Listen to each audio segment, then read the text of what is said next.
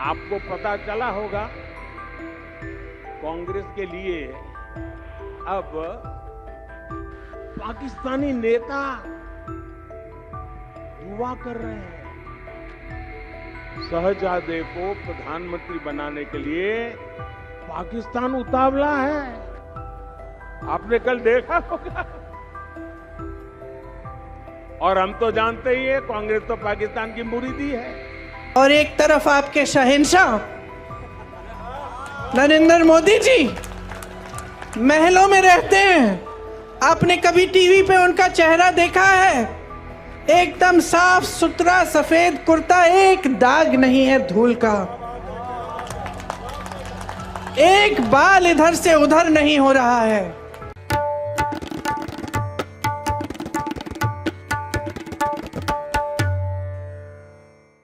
वो मेरे भाई को शहजादा बोलते हैं। मैं उनको बताना चाहती हूं, ये शहजादे 4000 किलोमीटर पैदल चले हैं। कन्याकुमारी से कश्मीर तक आपकी समस्याओं को सुनने के लिए चले हैं। मेरी बहनों से मिले हैं, मेरे भाइयों से मिले हैं, किसानों से मिले हैं, मजदूरों से मिले हैं और सबसे प्यार से मिलकर पूछा है कि तुम्हारे दिल में क्या मुश्किलें हैं, तुम्हारे जीवन में क्या समस्याएं हैं, उनको हम हल कैसे कर सकते हैं। और एक तरफ आपके शहंशाह नरेंद्र मोदी जी महलों में रहते हैं। आपने कभी टीवी पे उनका चेहरा देखा है? एकदम साफ सुथरा सफेद कुर्ता, एक दाग नहीं है धूल का, एक बाल इधर से उधर नहीं हो रहा है। वो कैसे समझ पाएंगे आपकी मजदूरी, आपकी खेती? कैसे समझ पाएंगे? कैसे समझ पाएंगे कि आप किस दलदल में धंसे हुए हो? महंगाई से आप दब चुके हो। हर तरफ महंगाई। मेरी बहनें, मिट्टी के का तेल आज कितने का है? सब्जी खरीदने जाती हो, मिलती है क्या? तुम भाव क्या है उसका? पेट्रोल डीजल का दाम क्या है? मेरे किसान भाइयों, किस तरह से गुजारा कर रहे हो? खेती के हर सामान पे जीएसटी है, हर सामान महंगा हो चुका है। मेरी बहनें, अगर कोई त्योहार होता है, कुछ खरीदना पड़ता है, नए कपड़े, बच्चों के लिए कोई वर्दी खरीदनी पड़ती है, फीस भरनी पड़ती है, कोई बीमार पड़ जाता है, इलाज करना पड़ता है, तो क्या हालत होती है आपकी? ये मोदी जी नहीं जान सकते, क्योंकि मोदी जी अब अपने महल में बंद हैं, सत्ता से घिरे हुए हैं।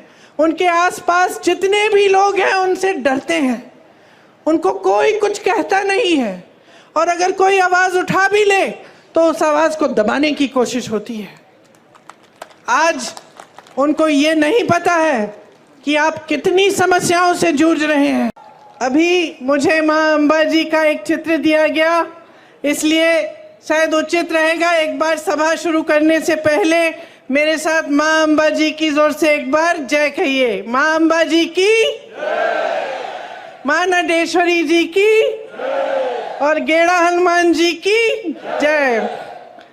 देखिए, ये गुजरात की धरती है।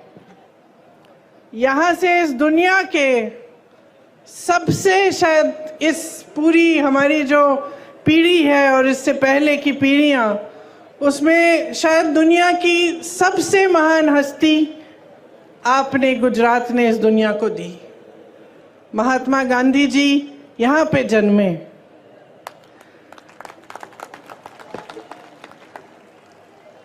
श्री सरदार पटेल जी भी गुजरात के ही पुत्र थे।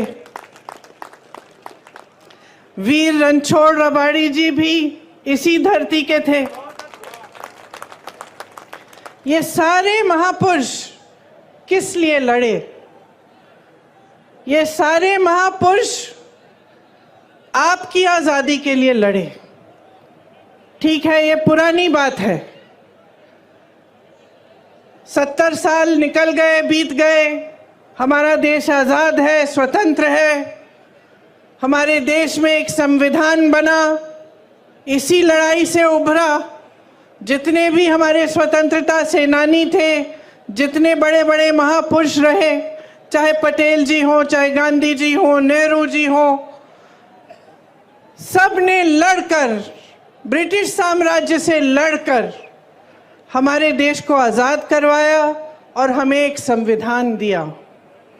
ये संविधान जो उन्होंने हमें दिया, इसका महत्व आपको समझना। संविधान से आपको अधिकार मिलते हैं। सबसे बड़ा अधिकार यह है कि आप वोट डाल सकते हो। ये आपको अधिकार दिया गया है, देश के किसान को, देश के गरीब को, देश के मजदूर को और देश के प्रधानमंत्री को भी, देश के मंत्रियों को भी, देश के बड़े बड़े शख्सों को भी यही एक अधिकार मिला है। मतलब सबका एक समान अधिकार है। जितना आपकी वोट में शक्ति है, उतनी शक्ति उनके वोट में है। उनकी वोट में आपसे ज़्यादा शक्ति नहीं है। देश में जितने भी देशवासी हैं, उनका एक समान अधिकार ये वोट है। ये वोट संविधान ने दिया है आपको। आरक्षण भी संविधान ने दिए हैं आपको। तो जो आरक्षण का अधिकार है कि किसी समुदाय को या किसी जाति को अगर लगता है कि ठीक ढंग से मौके नहीं मिल रहे हैं, काफ़ी सालों से उनके साथ अत्याचार हुआ है या शोषण हुआ है, तो संविधान कहता है कि आपको कुछ अधिकार मिलने चाहिए और आपको आरक्षण मिलना चाहिए। मतलब रोजगार मिलता है तो आपके लिए कुछ रोजगार आरक्षित हो, ये भी संविधान आपको देता है। तो ये दो बहुत बड़ी चीज़ें हैं जो आपको संविधान द्वारा मिलती हैं। इसके साथ साथ अगर आप किसी की आलोचना करना चाहें या किसी नेता से या राजनीतिक दल से सवाल उठाना चाहें कि क्या किया है मेरे लिए, ऐसा काम आपने क्यों किया, तो आप आंदोलन भी कर सकते हैं, आप खड़े हो सकते हैं, अपनी आवाज़ उठा सकते हैं। ये भी अधिकार आपको संविधान ने दिया है। अब जब ये लोग कहते हैं कि संविधान को बदलना चाहते हैं, तो इनका क्या मतलब है?